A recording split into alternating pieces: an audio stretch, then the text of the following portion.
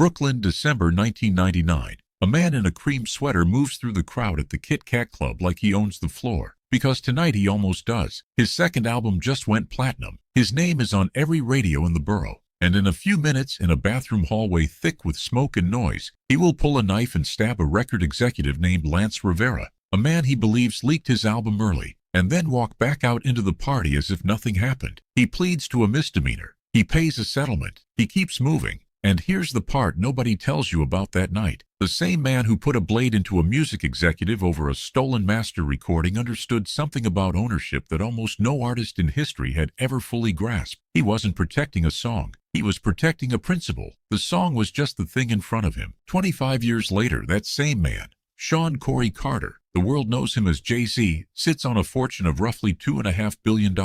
Not from rapping, from owning. From a champagne brand, a streaming sale, a sports agency, a stake in a record company he built out of frustration and refused to ever fully surrender. He became the first hip-hop billionaire on the planet, and he did it by following one rule so consistently, so stubbornly, across 30 years, that it stopped looking like strategy and started looking like instinct. We're going to spend the next half hour uncovering that rule, because once you see it, you can't unsee it. It's underneath every single move he ever made. So go back further. Marcy Projects, Bedford-Stuyvesant, the early 80s. 6 buildings, 27 stories of brick, the kind of place the city builds and then forgets. A boy lives in apartment 5C with his mother, Gloria, and 3 older siblings. His father, Adnis, is around, until he isn't. When Shawn is 11, Adnis walks out the door over a family tragedy and doesn't come back, and the boy is left with a hole that will echo through his music for the next 40 years. Gloria works. The streets work too. They're always hiring.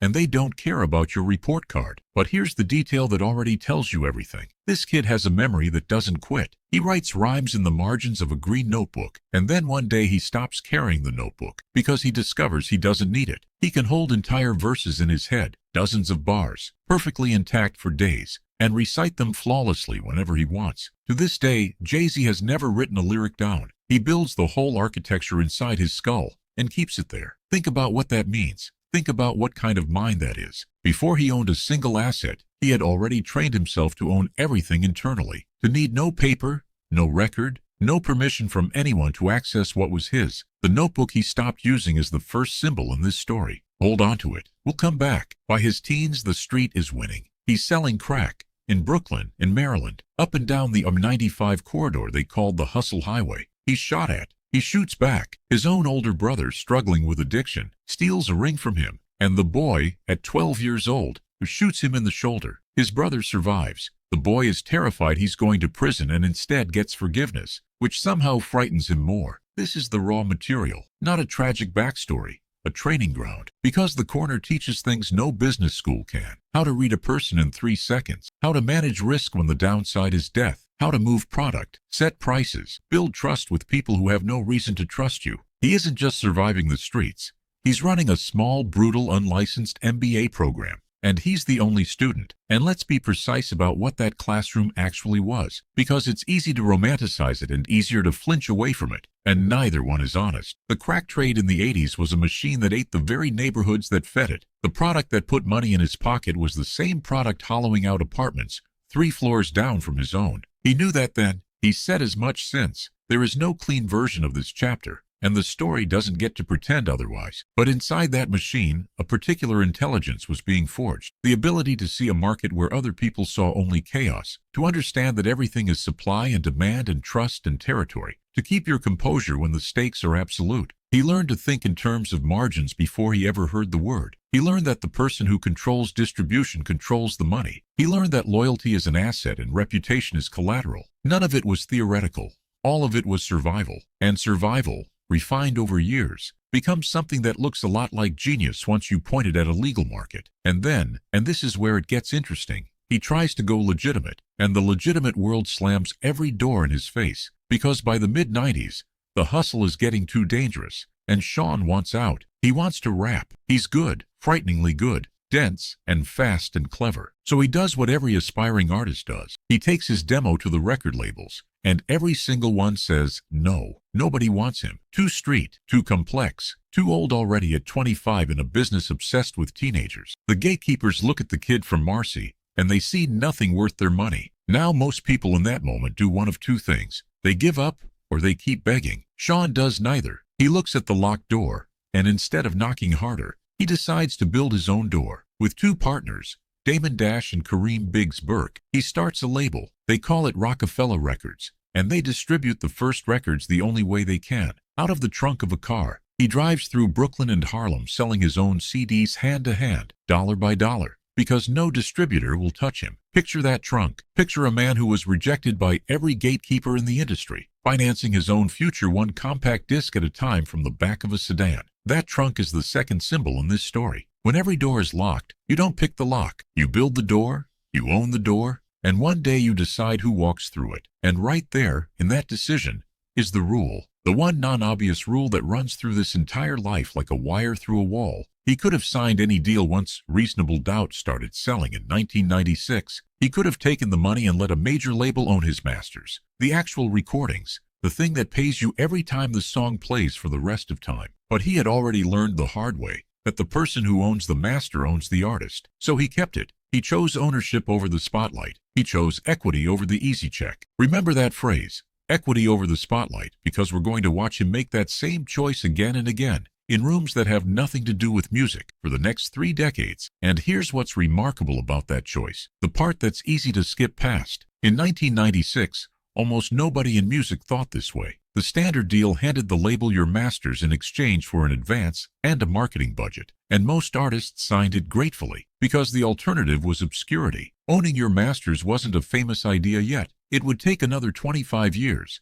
and a very public fight by a very different superstar, before the average music fan even understood why masters mattered. But Jay-Z understood it in the 90s, from the bottom, with no leverage, when keeping his masters meant selling CDs out of a car, instead of taking a check from a corporation. He took the harder road on purpose. He bet that owning a small thing outright was worth more than renting a big thing from someone else. That bet is the seed of everything. Plant it in your mind now, because in a few minutes you'll watch it grow into champagne, streaming, sports, and venture capital, and it'll be the exact same seed every time. Now, if you're finding this as fascinating as I do, this idea that one principal can quietly organize an entire empire, do me a favor and hit subscribe, because the channel runs on exactly this kind of story. The hidden logic underneath the legend. The deeper we go, the stranger and bigger it gets. Trust me, because here's what happens next. The albums keep coming and they're enormous. Volume 2, Hard Knock Life, sells over 5 million copies. He's not just a rapper now,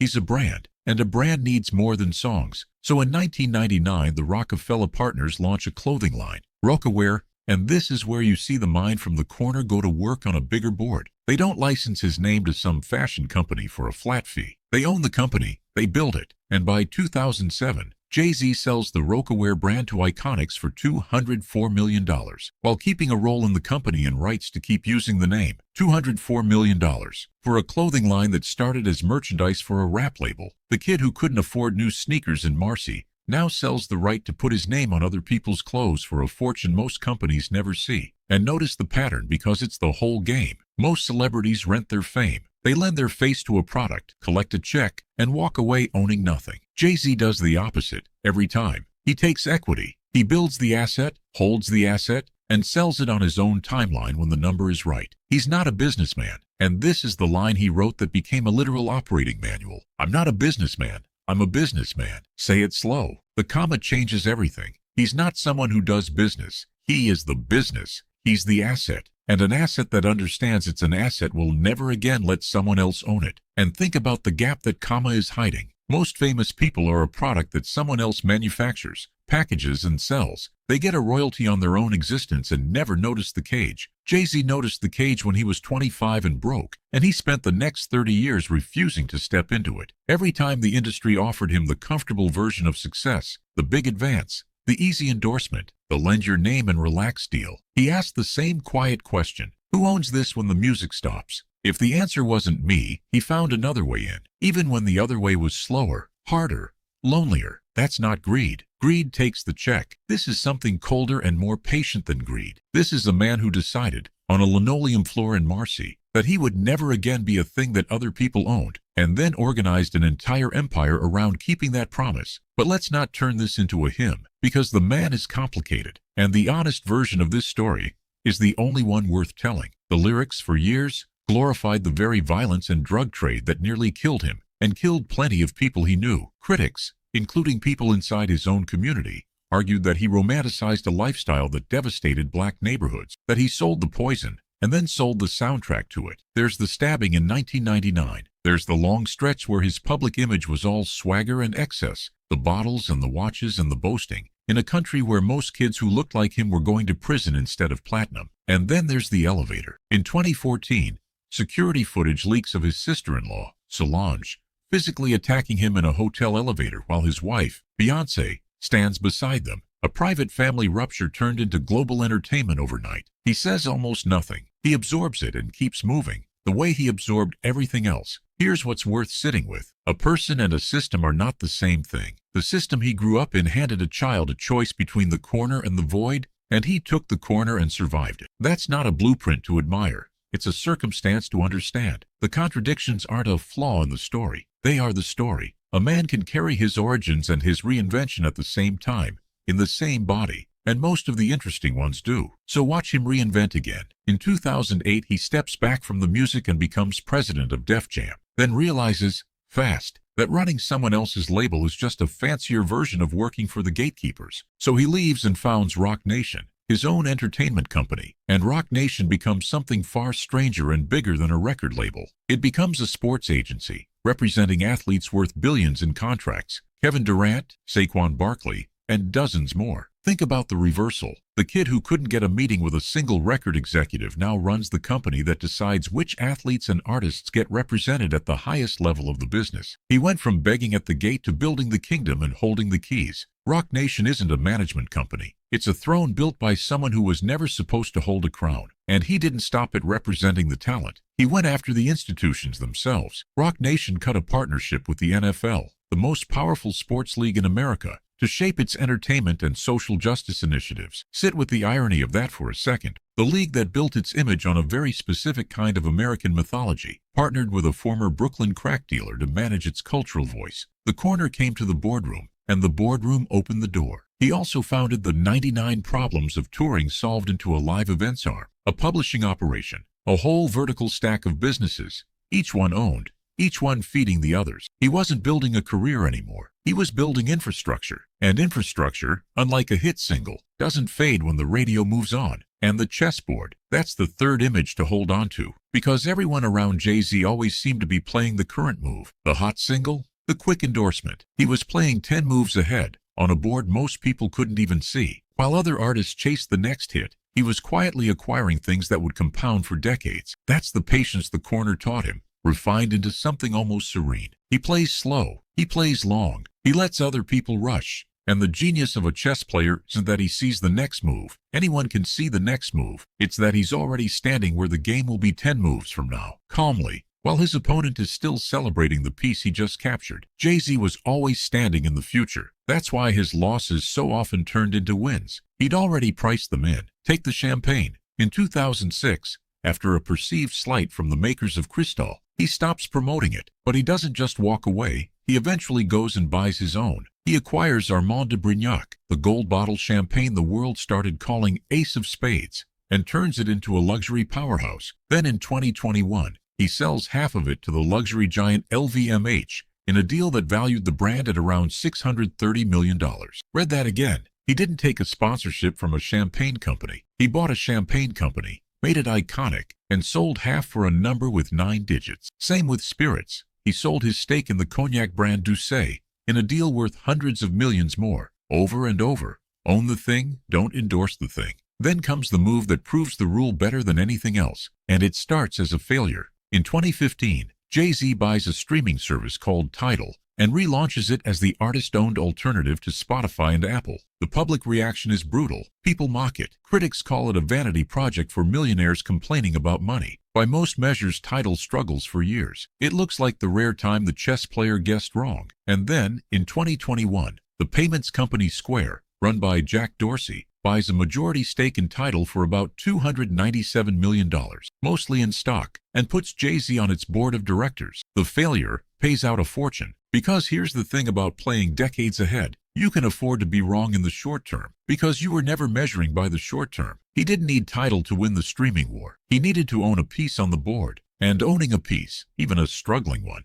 is how you get a seat at the table when a giant comes shopping. Before we wrap this up, drop a comment and tell me, what's the one thing in your own life you've been renting that you should probably own instead? I read these. I'm genuinely curious what this story shakes loose, because that question is the entire point. Look at the venture investing, early stakes in companies like Uber, when Uber was still a strange idea. Stakes now worth tens of millions. Look at the cannabis company, the art collection, the private equity fund called Marcy Venture Partners, named after the projects he came from, deliberately, because he never lets you forget where the board began. Every one of these is the same decision wearing a different costume. Equity over the spotlight. Own, don't rent. Play the long game while everyone around you plays the fast one. The notebook he never used. The trunk full of CDs. The chessboard he saw when others saw a single move. 3 images. 1 mind. 30 years. And now the harder question, the one this story refuses to answer cleanly, because it's tempting to end on the triumph. The billion-dollar man. The boy from 5C who bought a seat at the table that was built to keep him out. But look closer at the cost. To get there,